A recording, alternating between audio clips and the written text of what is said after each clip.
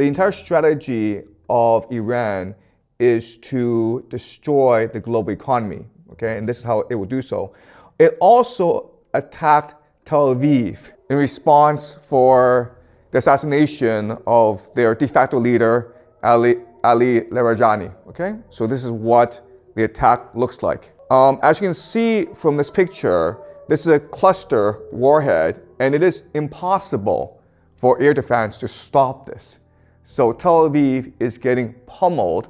We don't have footage because it's being censored right now. And you would think that the Israelis would want this war to end as soon as possible because Tel Aviv and other cities are getting destroyed in this war. And again, there's really no way for the Israelis to defend themselves against Iranian ballistic missiles. But unfortunately, there are many Israelis who are very happy about all this destruction, all right? And so this is one of the more influential rabbis in Jerusalem. He's talking in Hebrew, but what he's saying is that this war of destruction, it will bring about the return of the coming of the Messiah. And it will happen on Thursday, which is today, okay? So they are not at all saddened by what is happening. In fact, they are quite animated. They're very excited about what's happening. So again, you cannot look at this war from a geopolitical lens. You have to look at it from an eschatological perspective, all right? So let us look at where we are in the war so far. And as you can see, it is a regional war, and both sides are seeking maximalist objectives. And what this means is the United States and Israel wants to destroy Israel, especially its capacity to be a nation state. And so right now, the Americans and Israelis are attacking their leadership, decapitating their leadership, as well as targeting their economy. And later on, as this war progresses and escalates, they will start to target civilian critical infrastructure, including water, okay? And it's already happening. They also want to have a divide and rule strategy where they want to provoke ethnic conflict in Iran and divide Iran up into ethnic enclaves. And this is what we call balkanization. The Iranians, on the other hand, want to destroy the entire global economy. And you do that by attacking the energy infrastructure of the GCC. Because again, the entire basis of the global economy is cheap energy, okay? So as this war progresses, you will notice certain things, right? So eventually, the Americans will have no choice but to launch a ground invasion. And one possible attack vector is here, which is Karg Island. This is where Iran stores about 9% of its oil for export. And so the idea is that if you take Karg Island, you will destroy the Iranian economy and thus its capacity to sustain this war. The problem with Karg Island is that it's easy to take, but it's hard to defend because of the coastline, right? In which case, you have to also take the coastline. But then you deal with the Zagros Mountains, and so you have to expand outwards. Okay, so this is what we call mission creep, where you cannot justify the war. So what you do is you put in some soldiers, and then the mission creep becomes just justification for the war. Okay, so that's one thing to spot as you read the news. Karg Island will be a flashpoint. Another flashpoint will be Saudi Arabia, because right now the Iranians are attacking Saudi Arabia.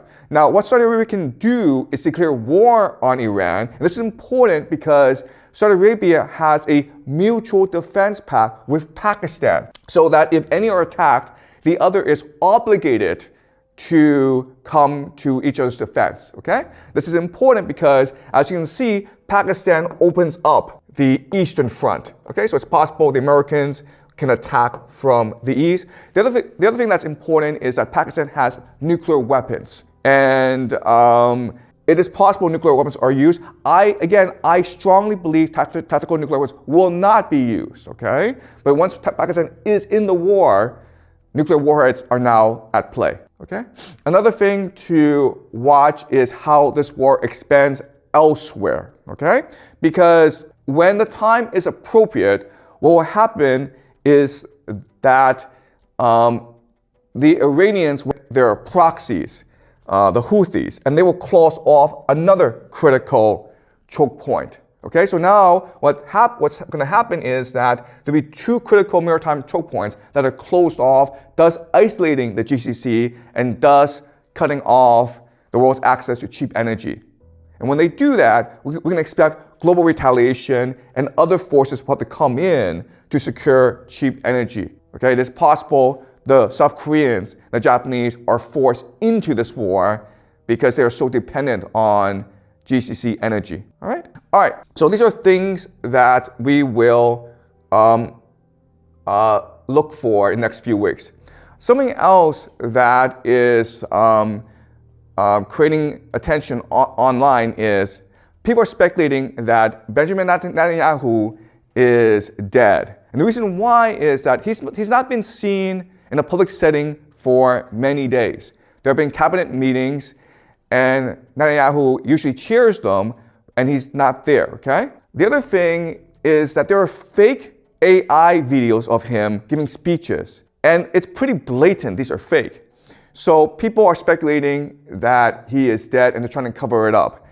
This is a picture of him visiting a cafe in Jerusalem to prove he's not dead. The problem is that this cafe is in a mountain, and it will take him about like 50 minutes to drive there. So why does he go there? Why doesn't he just have a cabinet meeting or get on the phone with Donald Trump to prove he's still alive? All right. So, but I personally don't believe he is dead. He could be hiding somewhere, or he could be injured. What we do know is that the Iranians are killing a lot of senior Israeli officials, including the head of Mossad, the spy agency. And Yahu's residence was also targeted in Tel Aviv. So that's a really interesting question. How are the Iranians able to target so many of the top leadership of the Israelis, okay? But not only that, but this is Ali Larijani, and he is the de facto head of the Iran war effort. And he was assassinated yesterday or 2 days ago. And the Iranians have confirmed this, okay? So he is confirmed to be dead. And analysts are extremely worried about this because he is a very pragmatic person. And so you can negotiate with him, right? So once this war reaches a certain point where both sides are exhausted, then it is possible to approach him and say, you know what, let's just negotiate a ceasefire. And he'd be willing to because he's very experienced. He's also very influential, so he's able to bring together the different factions of the Iranian government and negotiate a ceasefire. With him dead, it is now almost impossible to foresee a ceasefire, okay? So let's discuss why you really don't want to do this sort of stuff. You don't really want to kill other nations' leaders, okay? And so let's just use an analogy. Let's imagine in the streets, there are two gangs at war with each other, okay? Gang A and Gang B. Okay, Gang A, Gang B. And if you look at gangs, they are structured as hierarchies, okay? But there's a lot of autonomy among the different sections, okay? And what holds the gangs together, of course, is the leader. So when these two gangs go to war, what they try to avoid is killing each other's leader. Why? Because a war is often used to achieve certain political objectives, right? And so the point isn't to kill everyone. The point is to negotiate a treaty that is most beneficial to you. And you do that by negotiating with each other's leaders, okay? Because they have the authority to implement the treaty. That's the first reason. The second reason is if you kill the leader, then more people, there'll be a competition to replace the leader, right? And during a gang war, the person who is most violent, the most extreme, will often become the new leader, okay? So by killing this leader, not only do you cause conflict among the gang, but you also cause a massive escalation in the conflict between these two gangs, and there's really no way out. That is why historically you do not target other nations' leaders, because then there's no off-ramp. Okay? So by targeting Larijani, the Israelis and the Americans have ensured that there will be no off-ramp now. This war we fought to the bitter end. And unfortunately, as we discussed previously, that is the objective here. The Israelis and Americans are interested in maximalist aims to destroy Iran permanently. Okay? And the Iranians are also maximalists in that they want to destroy the global economy permanently in order to restructure reality itself. So this is an innovation that forever changes human history. And there are three major characteristics of this system, okay? The first is the idea of profits are privatized. Losses are socialized. If you're a rich person in the world, you want to put your money in the Bank of England because there's no way the Bank of England loses money. If England goes fight a war and it loses, England pays for it. But if it wins the war, then you get the money for it, okay? So this is the first concept you need to understand. All profits are privatized, all losses are socialized, picked up by the nation state, the people. That's the first thing. Second thing is, in this system, the way you generate wealth is through activity. And what does that mean? It means wars, right? So if I give you money, you have to go do something with it. You have to go make more profit. And the way you do that is through fighting wars. And that's why the British Empire started to expand very quickly around the world, because it needed to generate profits for the bankers, okay? So this includes, of course, the Napoleonic Wars, 7 of them. It includes something called the Great Game, a war between Russia and Britain for control of Central Asia, and also India, the conquest of India, and then the conquest of China, okay? Okay, does it make sense? The Opium Wars, all right? So profits. So the second characteristic is that you're always creating more activity, all right? Okay. And the third thing is it's transnationalism, okay? Open borders. So it believes that capital should be able to move around from place to place. It needs to build systems in order to move capital from place to place, okay? And the last thing I want to talk about is, okay, this is great for the bankers, but the people look at this and they think that this is an unfair system, which it is, right? So now you have to brainwash the people into believing this is a fair system. And that's why you create a new idea called materialism, or money is God. And so what was happening was that transnational capital, Bank of England, were sponsoring major intellectuals to come up with the major ideologies to support the idea that money is God, okay? And these include, John Locke, who argued that private property is a God-given right, okay? It is an inherent right, as much as freedom, as much as happiness, okay? And he's the founder of a theory called empiricism. And empiricism states that we can only know what we ourselves experience. It is not feasible, it is not practical to try to come up with a theory of the world beyond our experience. So don't think about God, because God is beyond our experience, okay? Then you have someone named David Hume, okay? David Hume. And David Hume argued for skepticism. And skepticism just says that everything that you know is actually not valid, because what you know is just based on your belief, okay? So Rome is the capital of Italy. Have you been to Rome? Probably not, okay? So where do you learn this? You learn this in school by memorizing this fact. So basically, we should be skeptical of everything we know, because most of the stuff we know is either custom or habit, okay? So that's the idea of skepticism. So now the problem is, okay, skepticism and empiricism just means that we don't really know anything, and God doesn't really exist. So how can we design society? And so this creates a new idea called utilitarianism, which is to say that if it is useful, if it gives us pleasure, it must be good, okay? If you take drugs and you are happy with it, it must be good. If you like spending money, it must be good, okay? And this is from Bentham, and then John Stuart Mills will make some adjustments to it, okay? But this becomes the very concept of liberty, all right? Liberty just means that you are free to pursue as much money making as possible because that is the ultimate good. That is what gives you the most pleasure in life, spending money. Okay, that's what liberty is. If a country prevents you from making money and spending money, it's an evil dictatorship. A good country allows you to enjoy the pleasures of making money. Okay?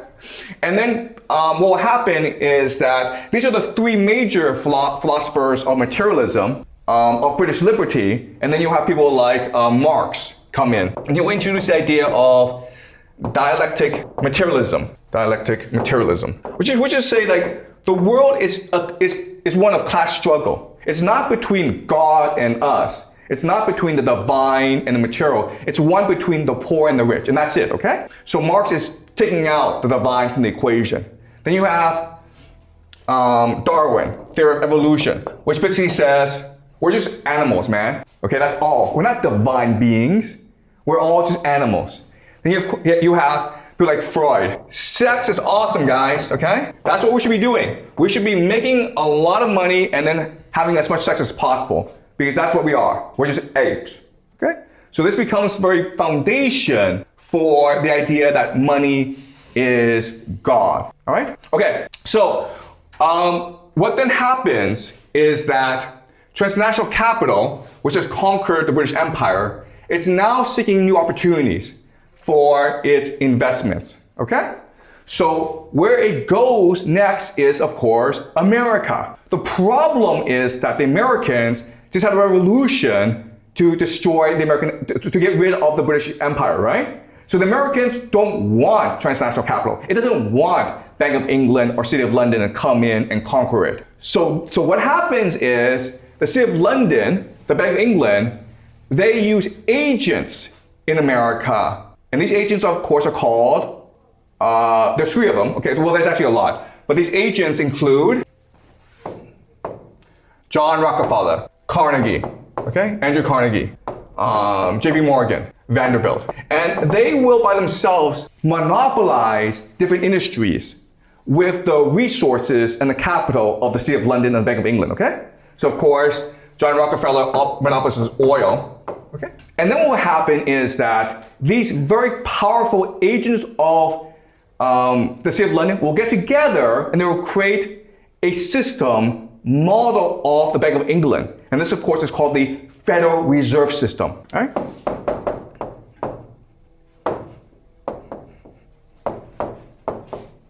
(1914). And strangely enough, after the Federal Reserve System is created, three things happen, right? The first is that America enters World War I. Then you have the 1929 stock market collapse, followed by the Great Depression. And then 1941, America joins World War II. Okay, do you understand? So, Federal Reserve System means that, like Britain, America is now controlled by transnational capital, right? And it's the same system now, where profits are privatized, losses are socialized, and where it's important to open the country up to capital movement, all right?